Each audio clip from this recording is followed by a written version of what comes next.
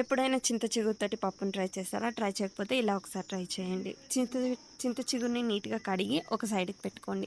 ఒక కుక్కర్‌లోకి కందిపప్పుని సరిపడినంత తీసుకొని అది కూడా వాష్ చేసుకొని, మనం కడిగి పెట్టుకున్న చింత చిగురు వేసుకొని, వెల్లుల్లి, ఒక పెద్ద సైజు ఉల్లిపాయ, ఉప్పు, కారం, ఇంకా పప్పు మసాలా, ఇంట్లో తయారు చేసిన పప్పు మసాలా, ఇంకా పసుపు పొడి వేసి, సరిపడినంత వాటర్ వేసి కుక్కర్‌కి పెట్టుకోవాలి. ఒక 3 విజిల్స్ వచ్చేంత వరకు కుక్కర్‌కి పెట్టుకోవాలి. తర్వాత తాలింపు కోసం ఒక గిన్నెలోకి ఆయిల్ వేసుకొని అందులోకి ఆవాలు, జీలకర్ర, దంచి పెట్టుకున్న వెల్లుల్లి వేసుకోండి. దీనికి టేస్ట్ బాగా వస్తుంది. ఎండుమిరపకాయలు, ఉల్లిపాయలు, ఇంకా లాస్ట్‌గా కరివేపాకు కూడా వేసుకొని తాలింపు అంతా ఫ్రై అయిన తర్వాత వాటర్‌ని మనకి పప్పులో పైన వచ్చే వాటర్‌ని తాలింపులోకి వేసేసుకోండి.